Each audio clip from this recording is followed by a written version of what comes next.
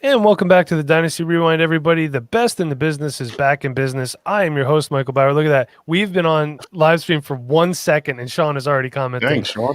Hi, Sean. Everybody wave at Sean because he's waving at us. So that is our Dynasty Rewind intern already popping in and saying hello. But before we get started with the show tonight, have a fantastic show. I want to talk to you guys to our friends over at Dynasty Owner. I've been looking for a new challenge, which is why I'm playing Dynasty Owner Fantasy Football this season. Dynasty Owner Fantasy Football unites the fun and excitement of fantasy football with the skill and strategy of the front office. Dynasty Owner is the only way to play fantasy football with real NFL salaries, adding the strategy of running an NFL franchise. Dynasty Owner provides a unique challenge for diehard fantasy football fanatics. So go to dynastyowner.com/rewind. Leagues are forming right now. We've all been in a league where the winner just got lucky. If you're like me and know you're better than most, Dynasty Owner gives you the platform to prove it. Dynasty Owner favors skilled players who can manage a roster using real NFL salaries within the salary cap. It adds an entirely new level of strategy. So go to dynastyowner.com/rewind to validate your fantasy football skills and start your dynasty today. So welcome back, everybody. Thank you for everyone that joined us on our live stream last night. We had Troy King on. We had Jordan Richards making a guest second appearance, kind of popping in and surprising everybody, but it was a fantastic time. So tonight we are going to be talking some redraft with the guys from the FFfaceoff, and we're going to get to them in a second. But welcoming back Nate Christian. How's it going tonight, Nate? I'm always glad to be here 2 nights in a row, so I can't complain. So now I know you're in a different location, but where is the Ravens lamp? It's like right behind the computer, so it's lighting up my beautiful face. Yes. Okay, it's in the room. That's what's important. So also returning, we have the round mound of rewind. Charles Porkley. We got Phil Porkman Simmons. What's good? Why Porkman? do I have so many dang nicknames? It's gonna You're the new Garrett. You are the new Garrett. Yeah. I'll take that. That's fine. Right. So Porkman, how's it going? Excuse the Phil. I'm doing all right, bro. It's a good day. And Chev, how are you doing down there in Arizona? How's the temperature down there treating you?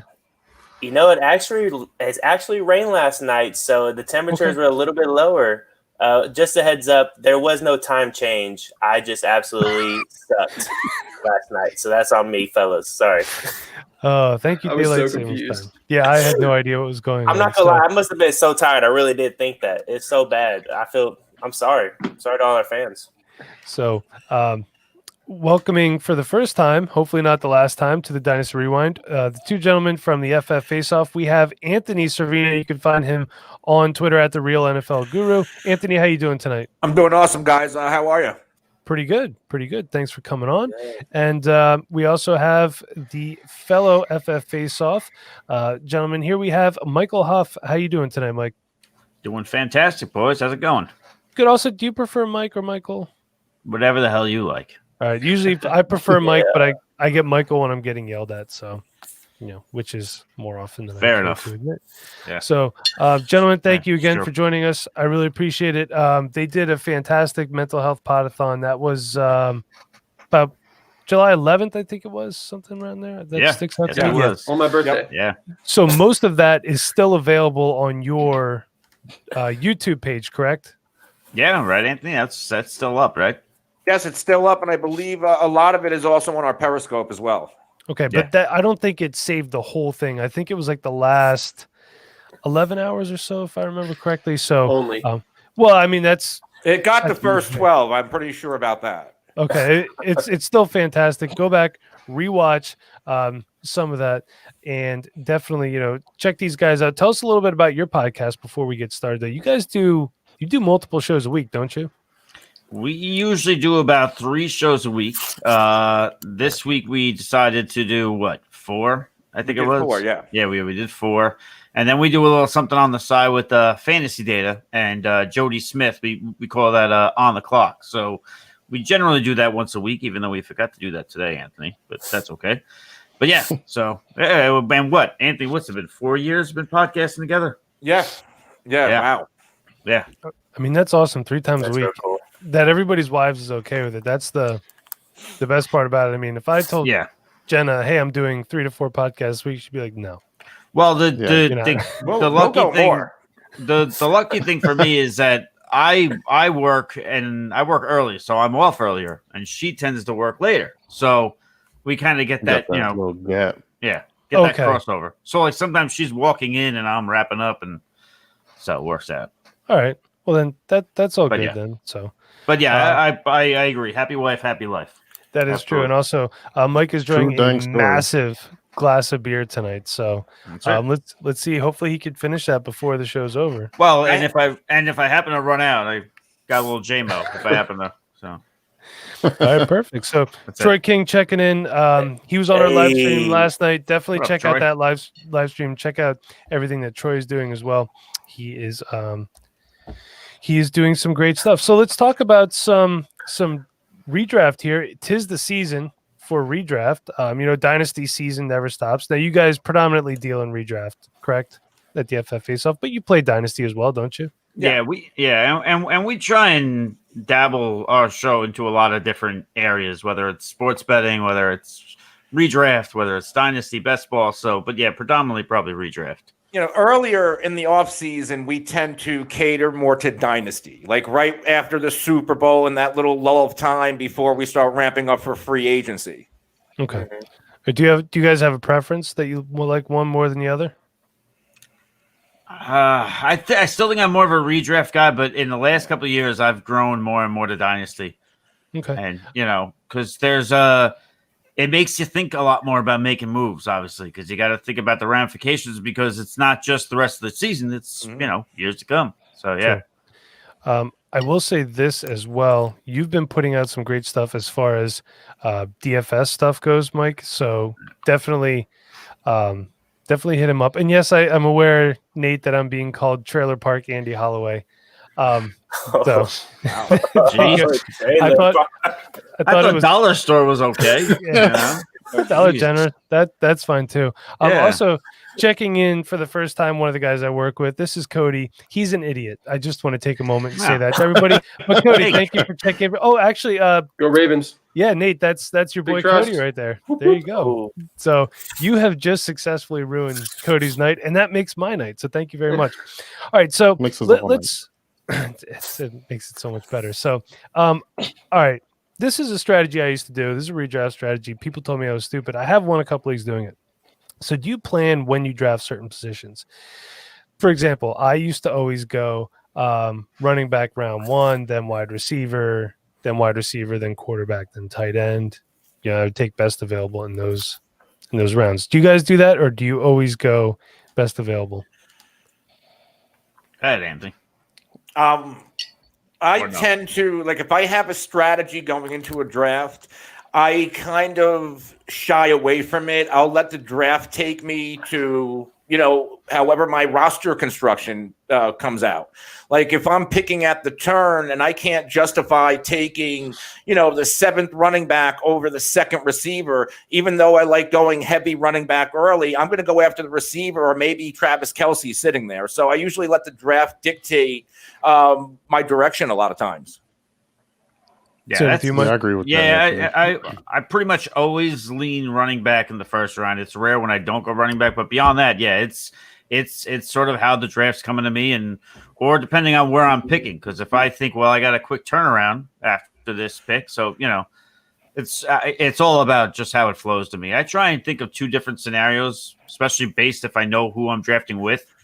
If I know their tendencies, I try and plan on that. So yeah, that's pretty much it. Do you guys play in any standard leagues anymore?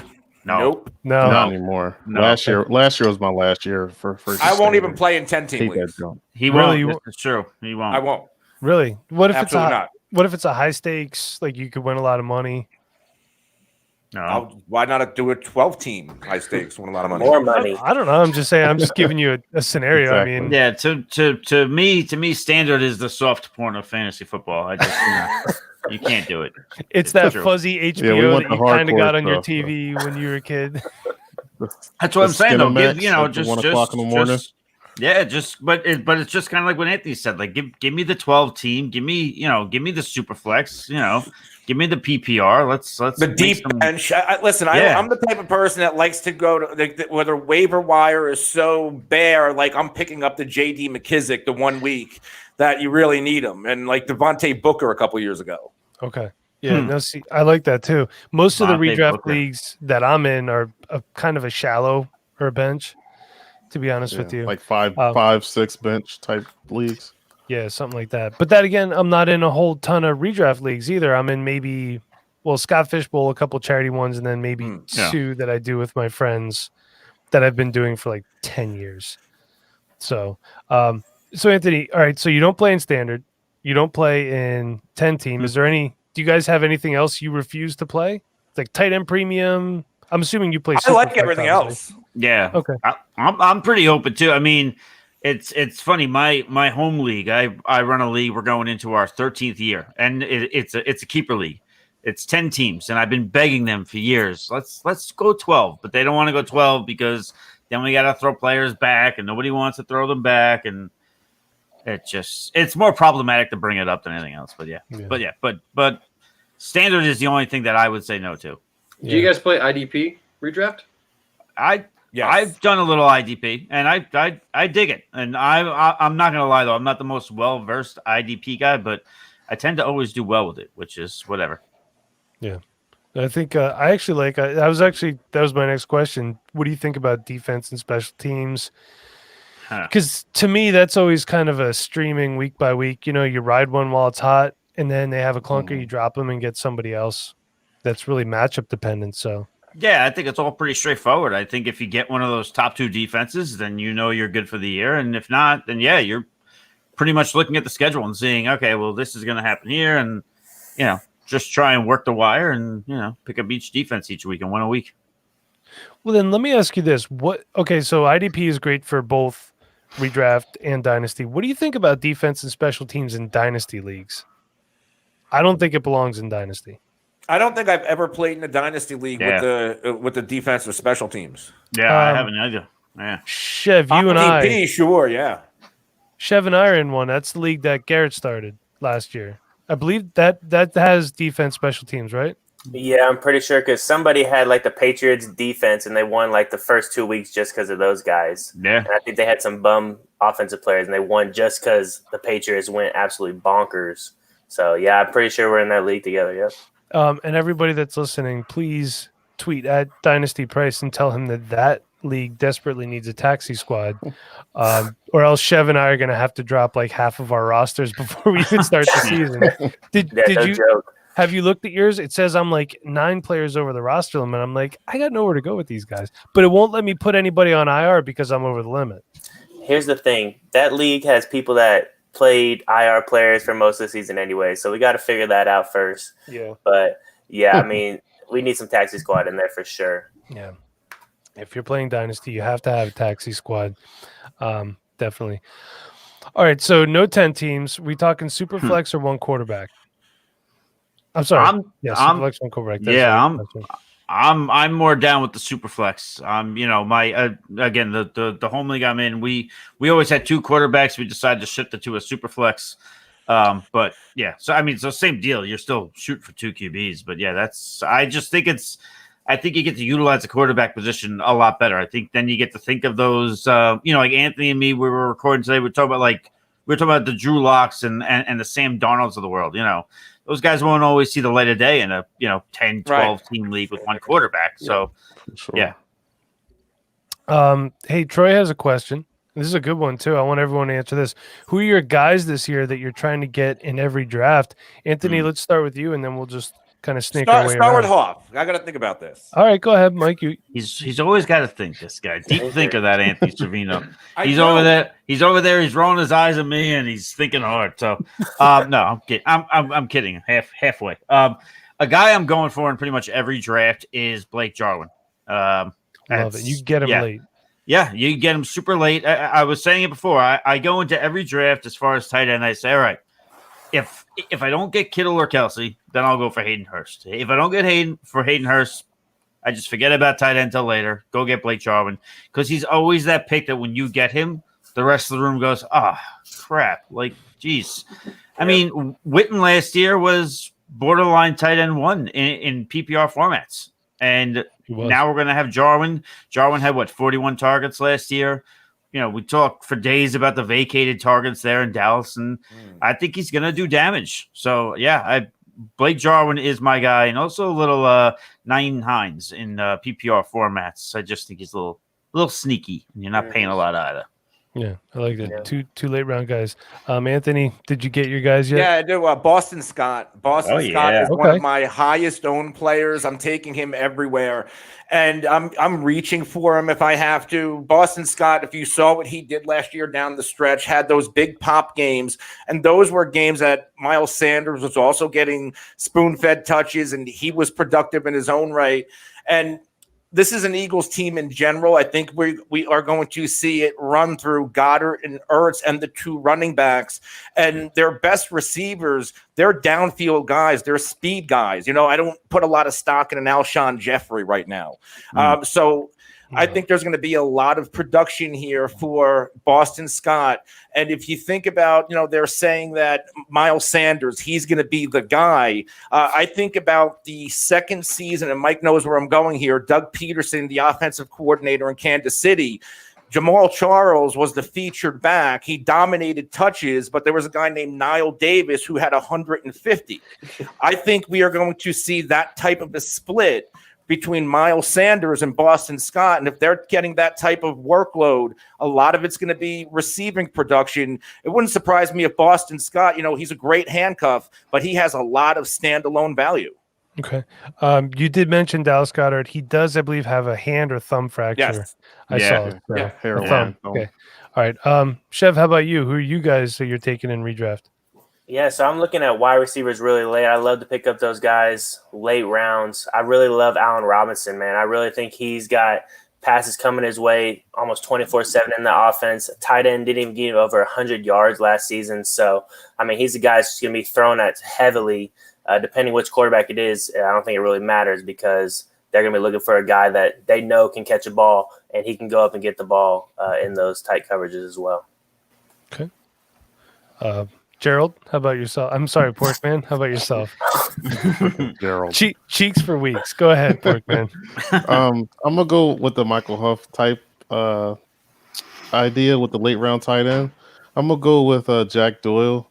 Yeah, buddy. Him and Phillip Rivers. He loves his tight ends.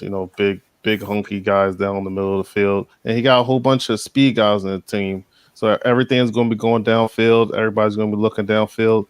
And Jack Doyle is going to be sitting there waiting on them little, 5-yard outs or whatever. And he's going to just pepper him with targets. And he's definitely going to be looking for him in the red zone. So give me a whole bunch of Doyle. I don't know who this is. Who the hell is Hard Nipple? I don't know.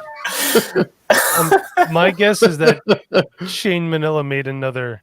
That's probably him. YouTube account. I was about to be like, "What's in this beer? Like, what am I reading?" Nate, how about yourself? Yeah, so I'm almost in redraft, especially. I'm almost always drafting running back in the first 2 rounds, no matter what. So I'm looking for my wide receiver 1 in the 3rd, 4th, 5th round. I'm almost always picking up Robert Woods. It is ridiculous. I think his ADP right now is like wide receiver 19. And everyone's talking about Tyler Higbee and the pace that he had last year. Over the back half of the season, Robert Woods was on pace for like 150 receptions. I don't know why everyone's overlooking Robert Woods. He's been nothing but incredible his entire career. He's in one of the best passing offenses. Brandon Cooks is gone. Cooper Kupp got really – he just wasn't utilized as much in the second half of the season when they had to switch to that 12 personnel. And they didn't address the offensive line. They got Higbee with money, so they're going to keep him all the time.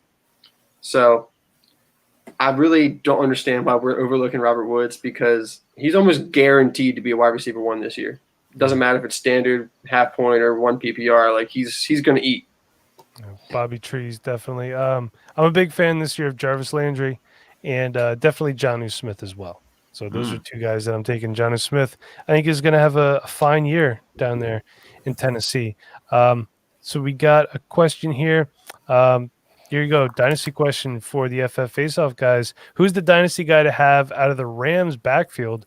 Will one stand out?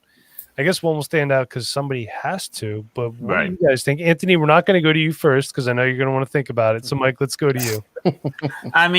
Dynasty-wise, I would go with Cam Akers. I think I do like him. I know he had a tough time in college with the offensive line, but I think he'll be all right for, dynasty purposes. Redraft wise, I'm staying the hell away from all Rams running backs. And that's not to say that the Rams running backs won't be good. That's not to say that there won't be production at that position, but I just don't want to deal with it. I don't want to do the, I don't want to play guess who every Sunday morning and try and find out who's going to do well. So dynasty, I'd roll with Akers, but otherwise they used to yell in football, they used to yell poison to run away from the ball. So I would yell poison and run the hell away. Anthony? I'm right with Deep Mike thinker. on this one. I want nothing to do with that Rams backfield. If I had to pick one in Dynasty, I guess Cam Akers, because I feel like wouldn't we already know what Darrell Henderson is? Like, he didn't have a lot of touches. Is there a reason for that? Todd Gurley? So I'm really. Oh yeah. I'm just saying that was the I reason. mean, because he was so efficient last year. I'm just saying that was the reason, wasn't that? He hates Todd Gurley. But yeah, I guess Cam Akers, because he's the unknown. Yeah. But if I'm in Dynasty, I'm trying to take DeAndre Swift. Oh, bro. Okay. Amen to that. Chev, quickly, who's your Rams dynasty guy? Yeah, I'm definitely going with Cam Akers. I think I just liked what I saw on film, and like you said, the offensive line was just not too great for him last year. Porkman. For sure, Cam Akers. I was keeping it short because it's pretty much what everybody else said. Nate, you in agreement there? No, No, I am not taking Cam Akers. I'm not a big fan of Cam Akers, and he went from one of the worst lines in college football to one of the worst lines in the NFL. Very fair. So it'll be great. So I think, I don't think either one of these guys really stand out too much. Someone mentioned in the comments who gets the red zone touches. That's important. That could be Malcolm Brown. It could be just not good for fantasy football at all. it could be. You're right. And also in the red zone, they might just throw the ball. I mean, if they're using Tyler Higbee and Everett and 12 personnel, there might be a lot of passing touchdowns in that offense. But I like Henderson. I think they can manufacture some touches for him out of the backfield in the passing game. And I think that's what's going to come down to with these two guys. I think Henderson's more explosive than Akers. I think Henderson's better in open field. So if it comes down to who's getting the manufactured touches, I think it's going to be Henderson, and I think those are going to be more important in this offense. Okay, I'm going to take long term. I'm still going to go with Cam Akers, but I'm going to go ahead and also say that I'm staying away from the whole backfield in redraft this year, unless, if it's the last round and one of these guys falls into my lap and I like the rest of my team, and it's a flyer and it's late, Sure. Right. Yeah. Right. okay, then I might take a chance on somebody. But other than that, I'm staying away. So our intern Sean wants to know, interested in what the FFaceoff guys' thoughts are for COVID recommendations for redraft leagues. Good question. Expanded bench. Yeah. Okay. That's an easy one right there. Expanded bench and give you and your league mates the opportunity to go draft some other handcuffs and protect yourself. Mm-hmm. Mike, do you have anything to add to that? That's pretty much exactly what it is. That's just like with my home league with COVID, we're going to add some extra bench spots and we're going to, to make it a little bit easier. So yeah, I would say that's pretty much it. And then, the good thing right now is that it's still, what is it, below 1% right now for all COVID cases as far as NFL. So, that's good. So I guess for now, yeah, I would, I don't worry. I saw some questions being asked, like, should you not stack too many positions? Stack too many players from the same team? Mm-hmm. I guess, but it still wouldn't steer me away from putting together a nice quarterback with a wide receiver. I tend to do that a lot in redraft, so I wouldn't really change up what I do as of right now as far as drafting purposes. But yeah, some extra bench spots if you're a commish would be well appreciated. Strategically, I don't find myself doing very much different because nobody knows what's going to happen. Right. Right. And if let's say a player does get COVID and we don't know. There's 32 teams. There's how many players in the NFL? 1,500 plus players in the league. So it's a game of chance.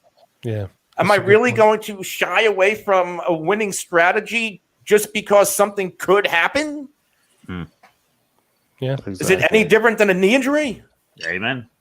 It's like playing scared at this point. Or like, what was that? What happened in Washington or Cleveland? The staph infections. A couple of guys. It happens. Yeah, that is true. Well, a lot of bad stuff happened in Washington. But don't worry, Right. Antonio Gibson's going to eat. Nate, you had something you wanted to add? Yeah, so I just thought about this. So is there anything that commissioners should be doing to help with this? Not in just bench spots and IR spots. We've already talked about that.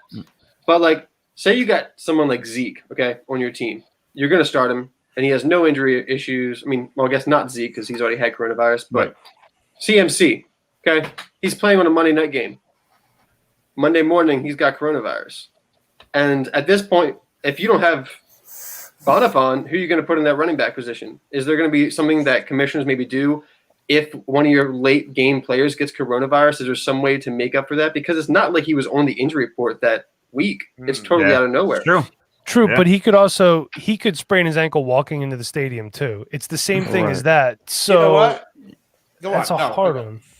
I mean, maybe from now, I'm curious to see what Anthony has to say because now he's deep thinking. But I mean, but that usually means he has a good thought. But yeah, I guess I don't know. That's a good point. Maybe there should be a little more flexibility on the commissioner's end. You know, maybe it's something to consider. But it's also a great point, Mike. Like, you know, he could be getting out of his car and trip and fall, and you know, whatever. So the one thing. The one thing I'll say real quick for Anthony, whoever's playing, go easy on your commissioners this year. Be patient with the guys because this is all uncharted and untested waters. Like we've never had to deal with anything like this. So we're kind of trying to figure it out as we go. Anthony, what did you want to say there? Well, to the whole thing, like if CMC gets coronavirus on Monday morning, I'm sure you can still make roster moves up until kickoff. So even if you don't have Reggie Bonifant, there's no guarantee that Reggie's going to come in and get Christian McCaffrey workload. So then go pick up Mike Davis, Trenton Cannon, or Jordan Scarlett, whoever the RB3 is. I mean, just treat it like every other injury. Yeah, I know, but I'm also thinking the perspective of a guy can get the flu in the morning. Say it's a Monday night game. I mean, the rest of the guys who played generally are locked. You can't really move them. Yeah. So maybe you just put those guys on the flex position, and then maybe you can get a wide receiver as well too, or tight end out of nowhere. So maybe the commissioner could go back and change your running back from a flex. Yeah, I want the guy that scored the most. I mean, points. you should be putting that there anyway. Right. Yeah, you should always keep your late game and Monday night games, guys in the flex. Everybody, in case you didn't know, even if it's CMC. Yes. Right. Yeah. So Alvin Bailey has a good point. He says he also likes Chris Herndon, practically getting him for free and could be second on the team in targets. Apparently, the Jet staff is extremely high on Chris Herndon this year. He looks good. So I have him in a couple spots, mostly Dynasty. So excited to see excited to see what he does this year. So question for you guys here. We had Lauren Carpenter on last week, and she did an article on zero strategy. Obviously, that can be applied to many different ways, depending on the type of your league. What do you guys think about zero strategy? You know, if it's super flex, say going zero QB or going zero running back in a different type of league, I don't know if I could really do it. So would you guys apply that to redraft at all?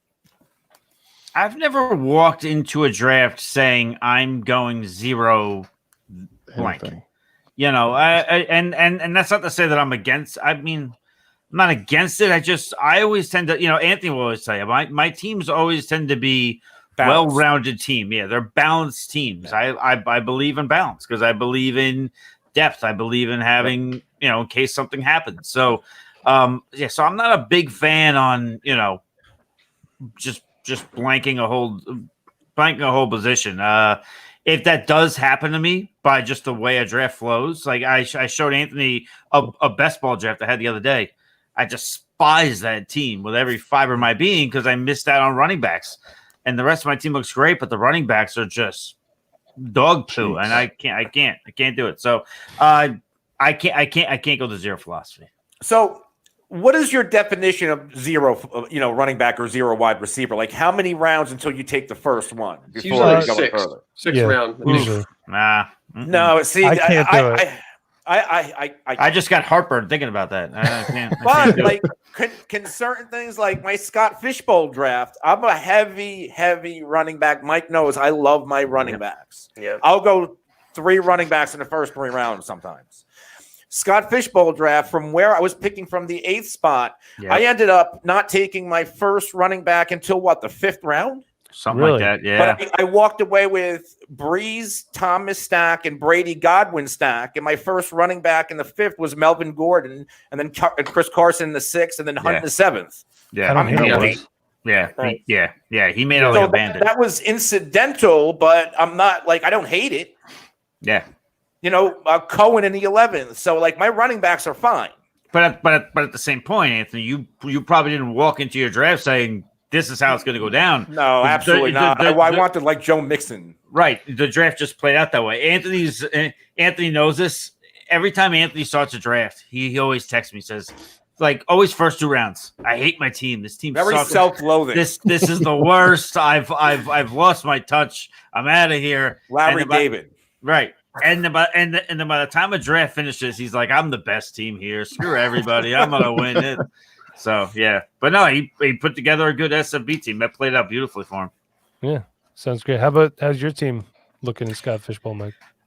From what I could remember, I'd have to pull it up. I remember feeling pretty good about it. I've completely forgot what the hell my team looks like. I know I got Michael Thomas. Actually, that's what it was. I wanted Michael Thomas and I wanted Dak Prescott to start my draft. That was my plan. Dak Prescott went a couple picks before me because I was picking at 11 or 12. So I ended up going with Derrick Henry and then Michael Thomas. I could pull up my roster in a second. I did see that there was like 2 guys, like because people can like check all the rosters in the entire league. I think there was 2 teams that drafted both Clyde Edwards-Helaire and Antonio Gibson, which was before all the opt-outs and legal nonsense. Was that you, Porkman? Were you No, one it of wasn't those me. things? Not even close. So those guys got lucky. I mean, people are picking up Clyde in like the 4th, 5th round. Gibson like double digits. Yeah, Gibson will be good for Dynasty, but I still don't think he's going to be the guy this year. No, I don't think he's going to be great for redraft this year. Definitely not. I heard Bryce Love was getting a lot of first team reps. Adrian Peterson being sidelined as a kind of a maintenance day. So hey, who did they sign there? J.D. McKissick, is that his name? J.D. McKissick, Peyton Barber. Exactly. So those guys are there, but yet Bryce Love is getting first team reps. It's got to say something. I mean, the guy he was a Heisman candidate. Didn't he run for over 2,000 yards?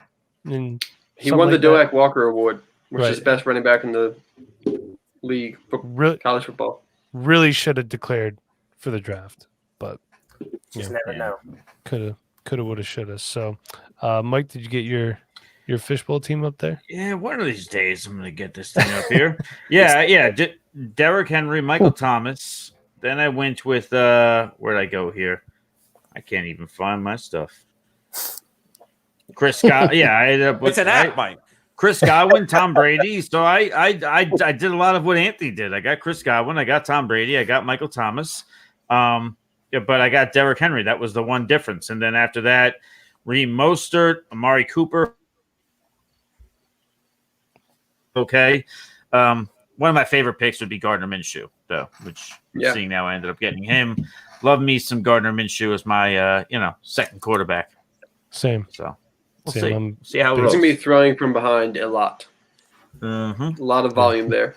Yeah, I loved his comment today too when they asked him about the Jaguars GM potentially taking a quarterback in an upcoming draft. He said you could do it, but you're probably going to regret it within a year. So I like that. Confidence. Like most guys tend to say, Confidence. let me say the right thing and not upset anybody, and just go with the wave. But nah, he was like, you could do it, but you're going to regret it. Whatever. He's always had that swagger, though. I mean, talking about COVID scared of him or whatever. That was great. I love seeing that. He's like a football Chuck Norris kind of. Yeah, definitely. Yeah. You know what I mean? Yeah. I mean, he knows that he's playing for his job this season. If he does not play well, it's Trevor Lawrence or Justin Fields. If he plays well and he can convince that team to build around him, I mean, that'd be awesome for. Not only is he a good quarterback, but they got plenty of draft picks, and I think they can rebuild pretty well.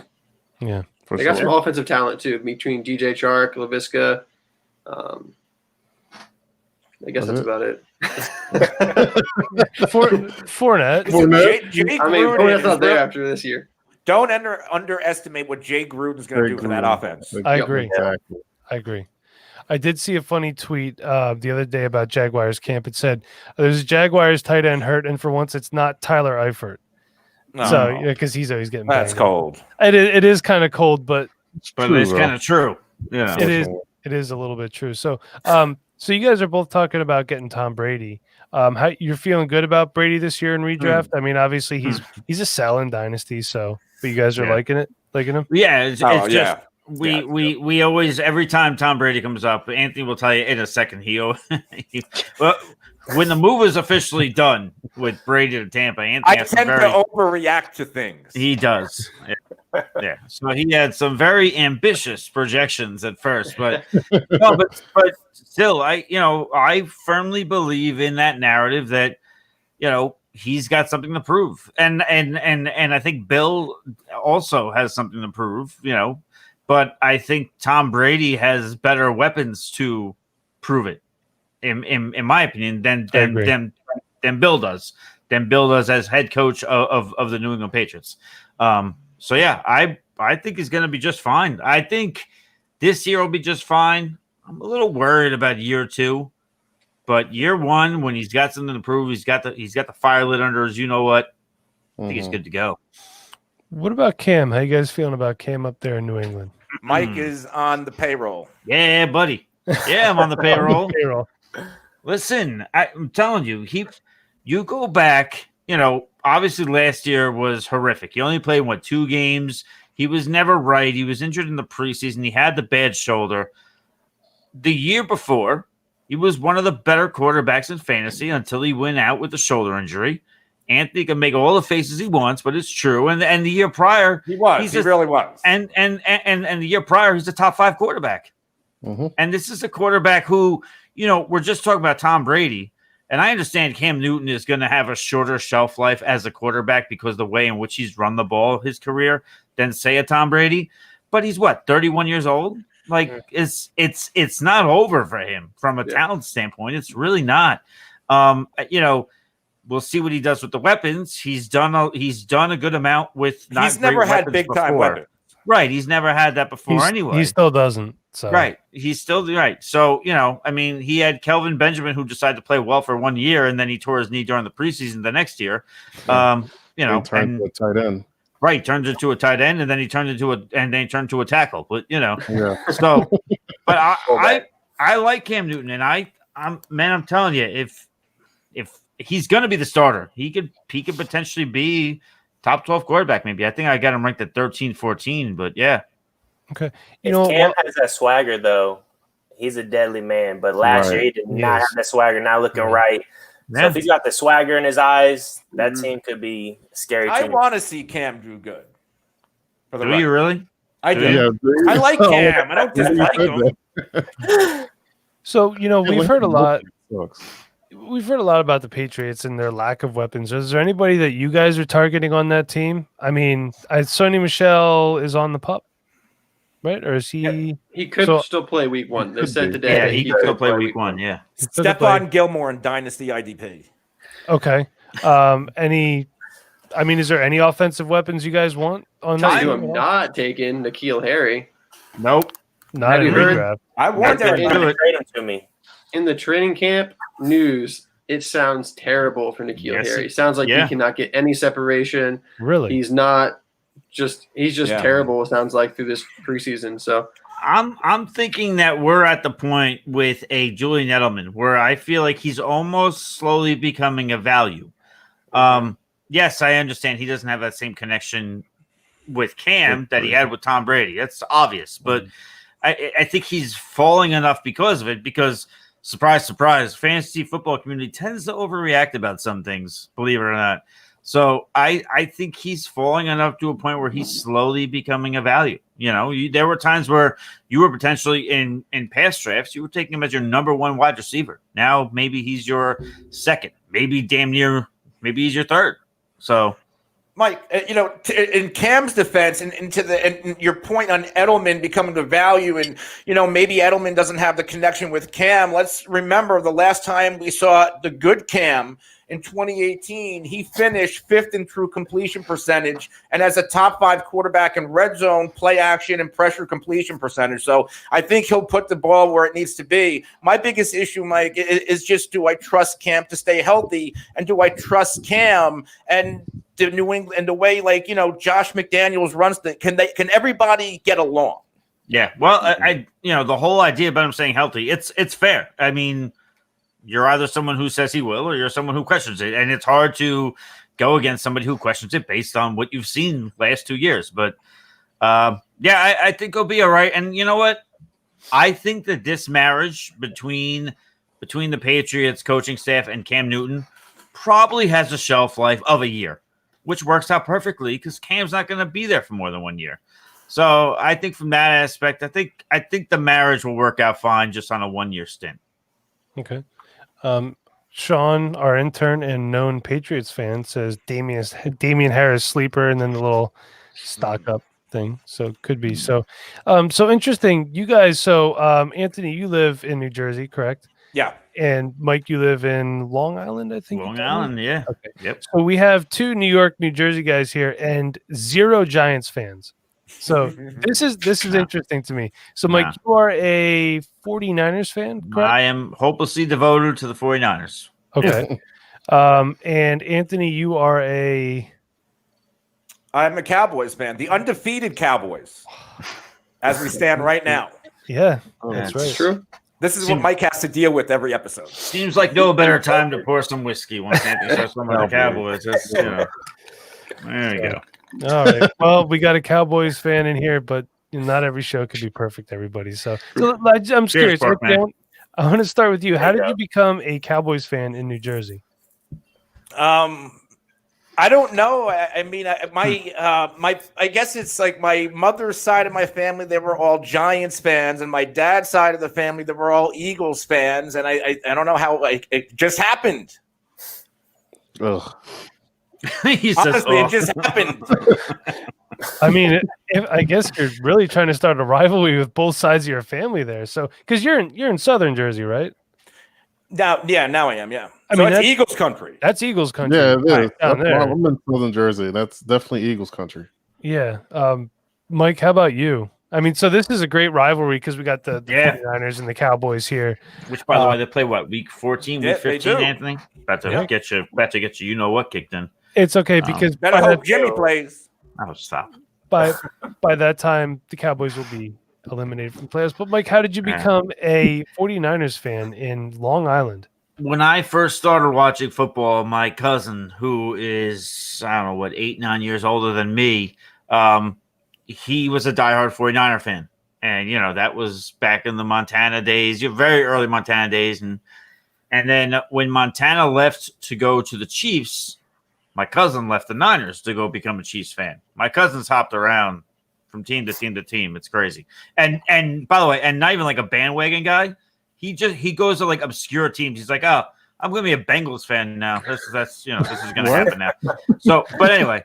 Well, they need one, right? They do need one. So when he decided to become a Chiefs fan, me and my brother, we both said, well, we're going to stick with the Niners, and that's it. We've been there through the days of Giovanni Carmazzi, Dennis Erickson. It hasn't always been pretty for us Niner fans. It hasn't. There's been a lot of ugly years, but we've had Steve Youngs and a little bit of fun with Jeff Garcia, and now we'll see if Jimmy can get us over the hump.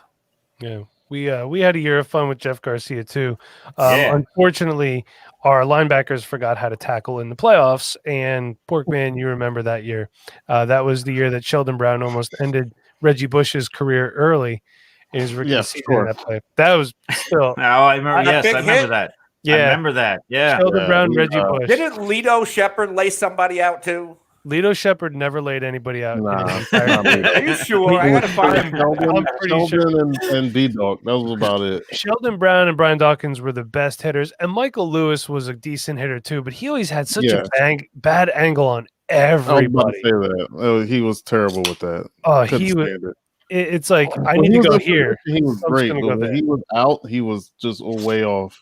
Yeah, and I'll tell you what, you never want to be way off, and especially if you're going to get lucky, and that's why support for the Dynasty Rewind is brought to you by Manscaped, who is the best in men's below-the-belt grooming. Do you like that segue? That was perfect. Thank you. Gorgeous. Manscaped offers precision-engineered tools for your family jewels. They obsess over their technology developments to provide you with the best tools for your grooming experience.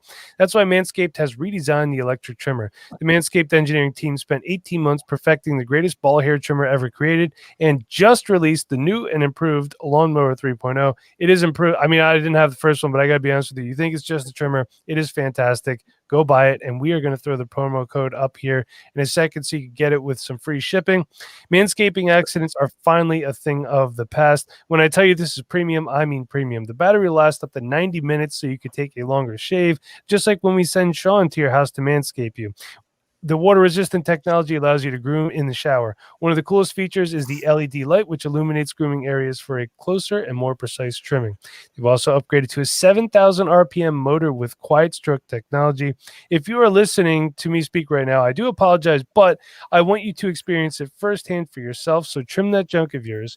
Get 20% off and free shipping with the code PORK20. It is on the bottom of the screen if you are watching, or if you are hearing me talk, all caps, PORK20. So do that at manscaped.com and trim your jewels today. So that is a fantastic read through again by the host. But Sean would like to know, any rookies you guys feel comfortable taking in redraft after CEH? So I don't know how you guys feel.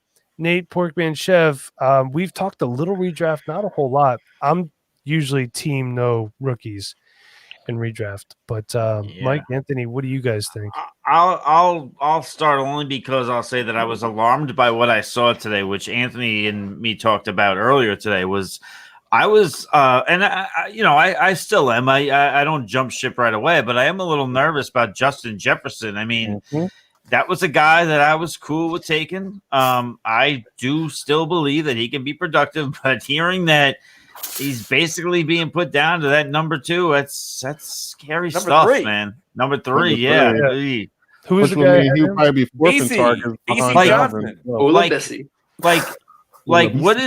What's going on at camp that you are a first round pick and you can't beat out BC Johnson? Like, are you forgetting your helmet? When you jog outside? I don't understand. Right, I do want to say, Kirk Cousins said that BC Johnson not only had the best training camp of any wide receiver, but of any player on the team. So apparently he's balling out. Mike, I've mentioned BC Johnson to you a few times. You're like, oh, there's no way. I laughed right in your face. Yeah. But listen, I don't mind being accountable when I'm wrong. But Justin Jefferson is it's scaring me. One thing I'll say, only because he's going super late, because Mike, I'm kind of like you. I'm not big on rookies in redraft. Unless it's like a Clyde Edwards-Helaire, obviously, but Brandon Ayuk is somebody I might keep an eye on because he is going to go very, very, very, very late. I don't want to take my rookies early. So, and apparently Kyle Shanahan says he's learning the playbook very fast. He's advanced for a rookie at this point, and Kyle Shanahan gravitates towards that stuff. When Kyle Shanahan speaks, he doesn't really bull too much. So, I'm buying in a little bit to what he's saying about Brandon Ayuk, so I'm keeping an eye on it, basically. So, okay, Anthony, any rookies? Maybe like a DeAndre Swift of those mid-round rookies, like Clyde Edwards. His price is too rich for my blood right now. But in redraft in general, I know one of you said no rookies, and I think back to last year, and I'll name Darwin Thompson, Justice Hill, Damian Harris, that you're killing maybe, me. Darrell Henderson, they combined for 100 touches. It's hard to trust rookies in redraft. Yeah, especially this year with no offseason. Unless they have a clear, to me, DeAndre Swift has a better path to, a workload than a Cam Akers. Right? Yeah. I would think so. I mean, Sean McVay even said that he's looking at a 4-back, stable here, and that's a lot. Wild. How do you manage that on a week-to-week basis? You don't. You basically you have to kind of. That's and he even referenced Kyle Shanahan when he talked about going to a 4-back system, and I think that's kind of how you have to look at it. If you get a Raheem Mostert, who was the proverbial hot hand at the end of the season, I think that's what you keep your eye on. You keep your eye on who's going to be that hot hand, because if there is a hot hand, they're going to ride it out. So that's the only thing I would suggest on the Rams backfield. But I don't even like doing that with the Niners backfield too much. I mean, like, I'm not doing that in my home leagues. I'm not going to do that there. I have Mostert and Scott Fish, but it takes one fumble to no longer be the hot hand. True story. Yeah, that is true. What about you guys? Any rookies that you comfortable with? I mean, am I crazy? But did Jonathan Taylor die or something? Because to me, I feel like he's going to get a whole bunch of carries there. I know Marlon Mack is there, but as we always say, the cream always does rise to the top. And with Jonathan Taylor behind the offensive line and Phillip Rivers only being able to throw 3 yards per attempt, Jonathan Taylor is going to get that rock. 3 yards per attempt. That's great. I was being sarcasm, but I do like Phillip Rivers this year because I did like Doyle, but it's I mean, not far Jonathan off. Taylor is going to get that ball. I'm going to present this question to you guys, and Mike, I know you like to bring this up on our show.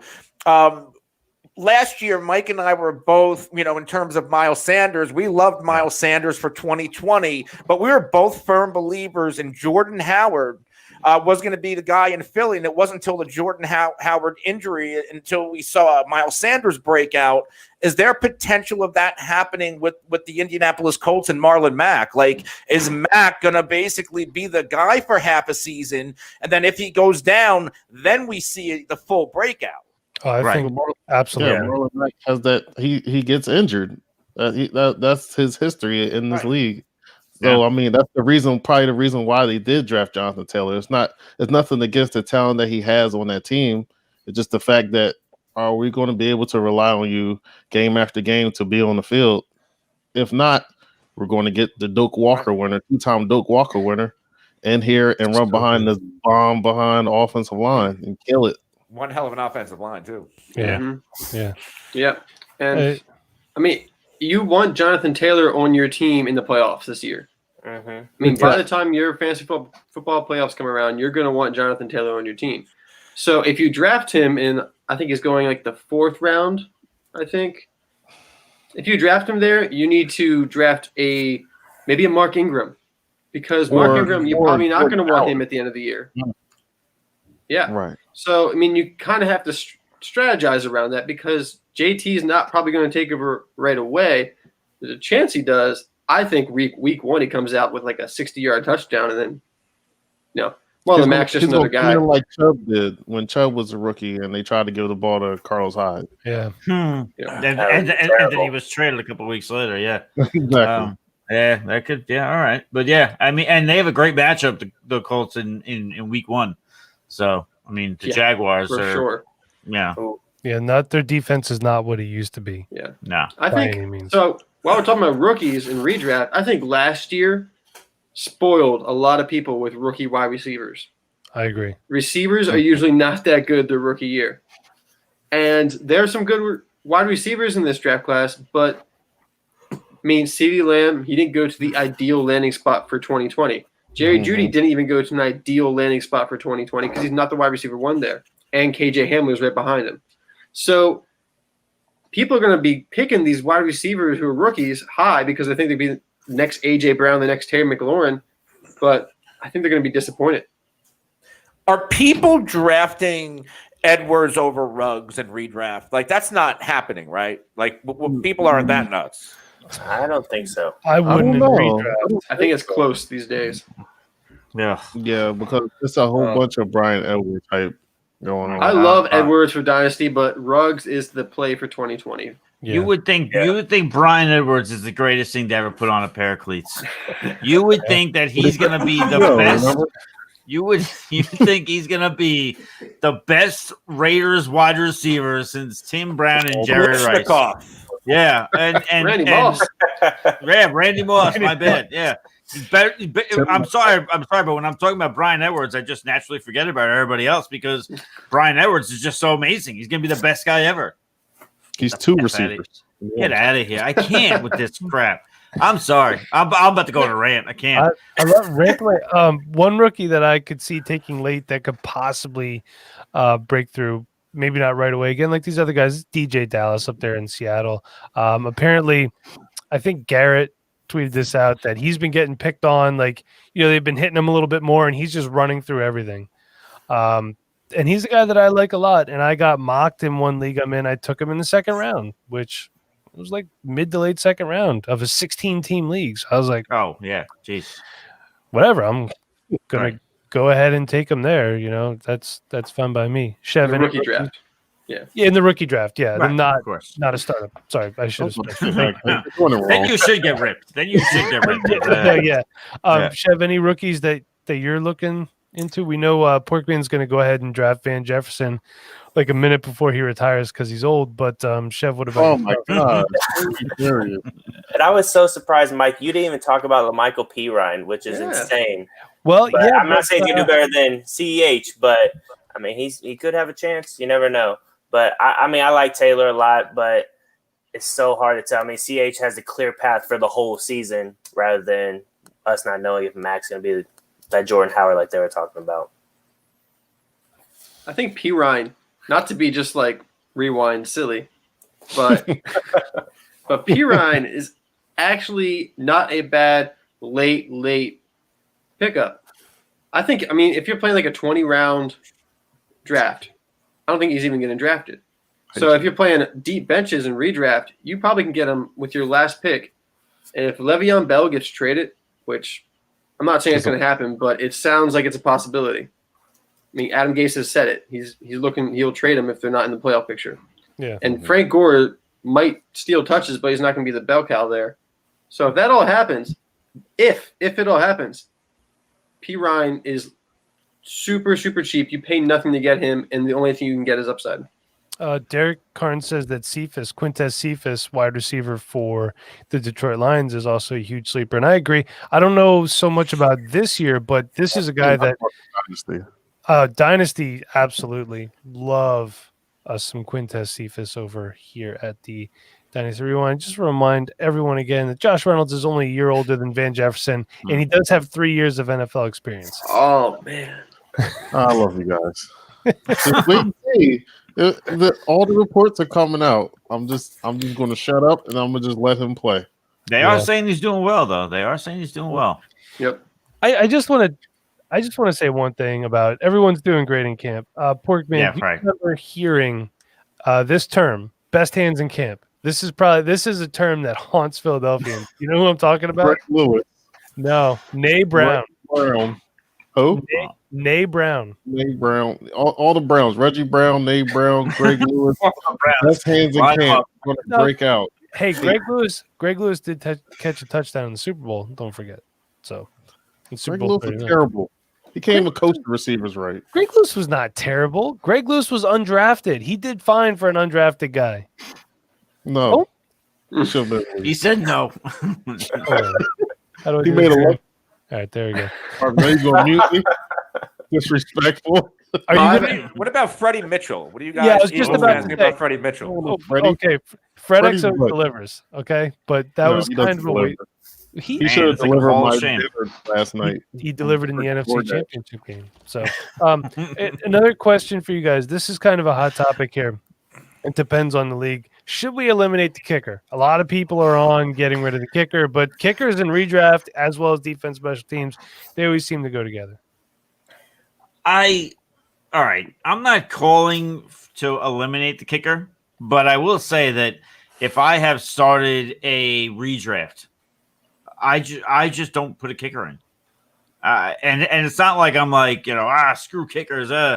Because to me, the whole thing is like, yes, it sounds cool to be in that committee of kickers are the worst. We hate kickers. Ha, ha, ha. But guess what?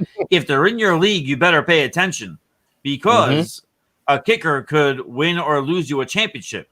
Because guess what? As much as you think a kicker is insignificant, if they're in your lineup, they count for points, and you need the most points to win. So, and I'm not going to lie. I do a spreadsheet. I've done it for years. I sometimes even broadcast it on Twitter. I do a spreadsheet of how kickers play, of how consistent they are, much like I do with every other position. I don't always voice that because it's like a skeleton in the closet, but still. But I'll say that I'm not going out of my way to put them in my leagues. But if they're in there, don't be an idiot. We get it. They shouldn't be there, but they're there. So I like playing in at least one league with a kicker and a defense. yeah, and it's nostalgic. It makes me happy. Classic. Right, and my home league has kicker and it has defense, and I think one time we went to have a vote to take kickers out, and it actually got turned down. Okay, So take that for what you will. No, I think it adds a different strategy to it, and I've won championships with I remember a Ravens defense like 10 years ago, Jacksonville a couple years ago. I totally tanked the draft, rode Jacksonville to a championship. I didn't care. Like Jacksonville and like Jake Elliott. Cool. Right. That one guy who's winning games. At the end of the year, I had money. Nobody else did. Like, you win. There it is. Yeah. There it is. That one guy who's winning games because of a kicker and a defense, just like Anthony was talking about. They're not crying about taking the kickers and defenses out. Yeah. I actually played in a kicker premium league where they got extra points for making longer kicks. And it's with just a bunch of buddies from high school, man. And it turned the league upside down. I mean, people are winning on some 40-yard field goals. It was ridiculous. So, I mean, it was kind of fun doing it that way. The kickers actually had some purpose, but, man, I would love to not have a kicker in my home league, though. Hey, I played that all kickers game on FanDuel, too. I don't care. There you go. Did you really? Absolutely. You freaking degenerate. Of course you do. I love it, though. I love it. Hey, we were talking about rookies before. I forgot to bring this up. I saw there's a lot of people taking Clyde Edwards-Helaire in the first round of redraft leagues. How are you guys feeling on that? I feel like it's a little too early.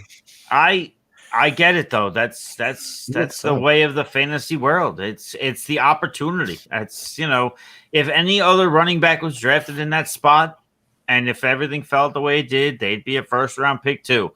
Yep. It's all about situation. And I get it. I'm not taking him a lot. I'm taking him here and there, but I'm skipping him a lot. Just because again, he's a rookie. I get it, great situation, but he's a rookie. It scares me. And when you're investing that first round pick, second round pick, but I think he has to be there. I can't say that he's overpriced. Yep. You agree with that, Anthony? Yeah, I do agree with that. Okay. Absolutely do. I got one last question for you guys. My name, sir. Yeah, why does his name keep changing? What's going on there? What's going on? I like to change Porkman's name randomly throughout the show. Why does Porkman get picked on so much? What's going on here? Hey. He's middle-aged. I mean, exactly.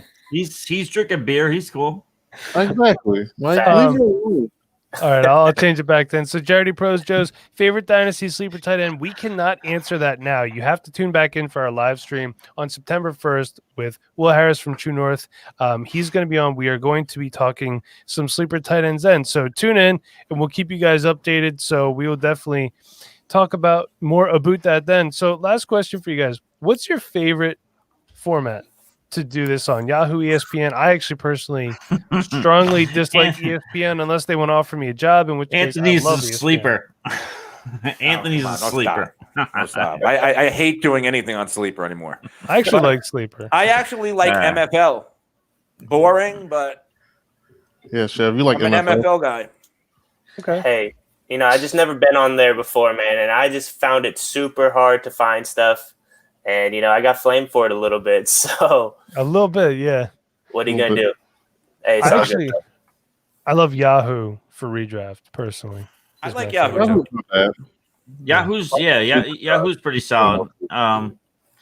Yahoo's solid, except Yahoo is kind of doing me dirty, though, if I could just go on my soapbox for a moment. Absolutely. I have to deposit funds to play in this one league that I got invited to. So for whatever reason, I could sign in, I could check everything, it's good to go. But if I want to deposit funds, I can't do it. So they tell me I have to no longer be restricted. I have to either call, which I have to pay $4.99 a month to be able to call to get help to get access to deposit funds. What? So true story. So I go to Twitter. I make a tweet. And I say, this isn't, and I tag Yahoo right away, quickly. They respond. They say, Mike, please feel free to DM us. I DM them. they never even answer me. In all fairness, they didn't Never say that even- they were going to. That's so true. They just didn't didn't say to that, DM you. but aside from that, I'm hoping to get that worked out because the draft is next Saturday. But in the meantime, I do like Yahoo, but I would prefer I like CBS. That's what my home league has always done, so I'm just very used to it, and so I'd go CBS. Okay. What about you guys, Nate, Porkman, Chef? Yeah, so you guys are probably going to hate me for this, but it's what I grew up on. Is my redraft leagues are all on ESPN, so it just feels right to do on ESPN. I mean, I know not a lot of customization.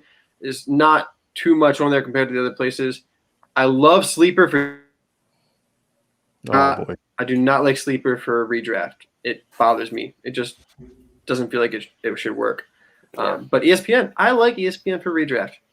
And by the way, the reason why I picked on Anthony about sleepers because we do a lot of mock drafts on our show. Listen, we do a super flex, and you can get Lamar Jackson in the 9th round in a sleeper mock draft this year. Yeah, their ADP is way off on Sleeper. Something always goes wrong. Like Michael Crabtree pops Michael up getting Thomas drafted in went like the 101. third round, you know?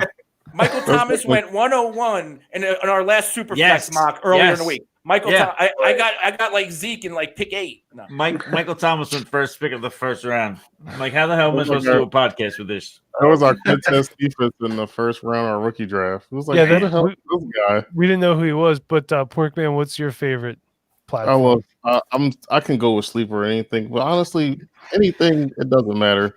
I'm going to draft well and I'm going to do well, so it doesn't matter to me. That's right, and you know, Porkman, he's always going to draft well. He's always going to do well. Chev, did you get to say your format yet? No, I like Sleeper, but like Nate said, ESPN has always been there for me when I was growing up, especially with the home leagues and stuff like that. So there's nothing better than hearing that noise whenever the clock is 0, you know. So I love it. Yeah. Well, hey, I think that's going to wrap it up. We're going to head out soon, but Mike, Anthony, thank you again for coming on the show. It has been a blast. Absolutely. Anytime you guys want to hop back on, you know you're always welcome. So check these guys out over at the FFfaceoff. And, you know, the great thing is they do multiple podcasts a week. So if you're one of those people that say, I want this podcast to do more, you got it with these two guys right here. They have a YouTube channel. And now, Anthony, you do a lot of the video production, right? Yes. For the show. Okay, you do. Yeah. First of all, I'd like to say you do a fantastic And Mike job. does the graphics. Okay. I do I create and then Anthony puts them on. Well, So then you guys work really well together and you have a fantastic product. Awesome. Really respect and appreciate what you guys are doing. But before we head out, we always do a little verse. So, Chev, I believe you have that for us right now. Yes, sir. It's going to be James 1:2-3. Consider it pure joy, my brothers and sisters, whenever you face trials of many kinds, because you know that the testing of your faith produces perseverance. So, I mean, we're all going through trials now. We're all having to do different things with our jobs or different routes, whatever it may be. But it's only going to make us better. I mean, that's one thing I have to think about. Like, I'm not a parent, and I'm having to parent like 16 kids, getting them all their classes now at the YMCA, and you know, it's pushed me to my brink, but at the end of the day, this is going to make me better for when that time comes where I do become a parent and I'm able to help other families as well. So, yeah, sometimes I lose track of that. So, I mean, I'm not perfect. I'm not saying I am, but perseverance, baby. All right. And I Cheers spelled to the that. name of your show wrong, so I apologize. I was trying to put a nice little banner up there for you. It's all the same. Chev, thank you very much. I appreciate that. And so I'll sign us off here. Anthony, where can we find you on Twitter? You can follow me at The Real NFL Guru. All right. And Mike, how about yourself? At the FF Realist. And your podcast is at? It's at FFfaceoff. So Right. 3 F's ace off. Perfect. And Chev, where can we find you on Twitter? You can find me at Chev Boyardee, boy with an I. And we could also find you doing what else? I write for Dynasty Vipers as well. Thanks, Dingus, for the shout out, my man. I appreciate it. That's right. And we are looking to get Dingus on here at some point soon. Hopefully able to work out a schedule that can work for everybody. And Porkman, Gerald, Round Mound Rewind, where can we find you All these nicknames, bro. on Twitter? You can find me at FF Porkman. And by the way, shout outs to my wife for making this bomb pork shirt. Yeah, Porkman's Greasy Takes. Porkman, can you get in here a little bit so we can see that, please? Look Heard at that. that. Nice. Heard that. Look at that. That is a thing of beauty. So make sure you follow Porkman. And Nate, where can we find you? You can find me at Nate NFL. And speaking about Justin Jefferson earlier, I have a article coming out sometime in the next couple of days on Dynasty Nerds about Bissy Johnson. Did you just start researching that now, or I wrote it all today after the news came out. love it. Good man. Look at you. You are on it, man. So Good man. I already liked him prior, and then once this news came out, I was like, well, you gotta tell the world. got to do it up. There So, it is. all right. Enjoy it. Well, and again, I appreciate it, everybody. Please make sure you subscribe, rate, and review the podcast. If you would like to follow me on Twitter for whatever reason, you can follow me at the MBauer85. I would prefer you follow this show at Dynasty Rewind. Thank you again. Dynasty Rewind account has just hit 1,000 followers on Twitter, 77 subscribers on YouTube at the moment. So we do have a Facebook group. Check that out. All you have to do is just request to join, and you are right in. We also have an Instagram page, and I guess that's it. So check all that stuff out. And until next time, everybody, be kind. Please rewind. Thanks for listening. Thanks for watching.